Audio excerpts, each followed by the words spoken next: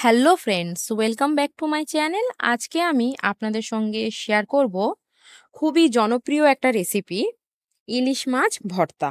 আমরা সবাই কিন্তু কম বেশি ইলিশ মাছ পছন্দ করি এবং এই ইলিশ মাছ ভর্তা বছরে একবার খাওয়ার জন্য ওয়েটও করি। যারা ইলিশ মাছ খায় না, এরকম কাঁটা ছাড়িয়ে যদি সুন্দর করে ভর্তা করে দেওয়া যায়, তারাও কিন্তু ছাড়বে না এই ইলিশ মাছ ভর্তা। আজকের আমি একদম কলকাতা স্টাইলের ইলিশ মাছ ভর্তা আপনাদের সঙ্গে শেয়ার করব। তো চলুন দেখে নেওয়া যাক আজকে আমি কিভাবে বানাচ্ছি। প্রথমে আমি কড়াইতে নিয়ে নেব সর্ষের তেল, তারপরে নুন হলুদ মাখানো ইলিশ মাছটা ভেজে নেব।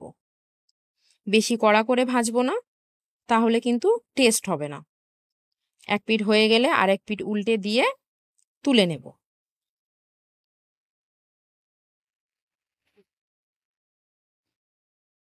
তারপরে ওই তেলে দিয়ে দেব শুকনো লঙ্কা।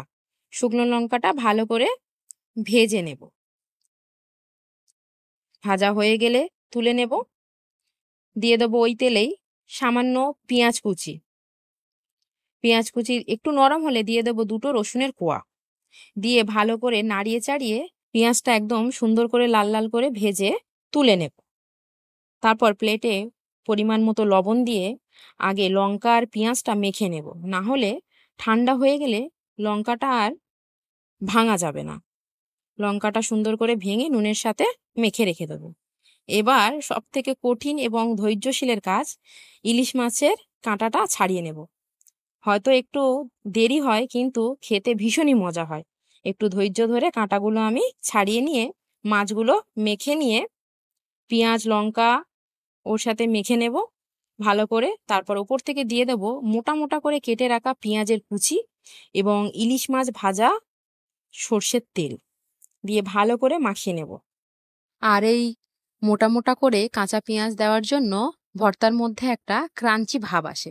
একবার এরকমভাবে ট্রাই করে দেখুন, ভীষণ ভালো লাগে খেতে। ওপর থেকে দিয়ে দেব ধনে পাতা কুচি, দিয়ে হালকা হাতে মেখে নিয়ে প্লেটে সার্ভ করব।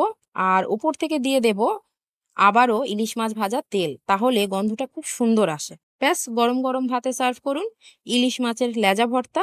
আর ভিডিওটা যদি শেষ পর্যন্ত আপনাদের ভালো লেগে থাকে, প্লিজ ছেড়ে যাওয়ার আগে একটা like comment share and subscribe করে যাবেন। Thank you.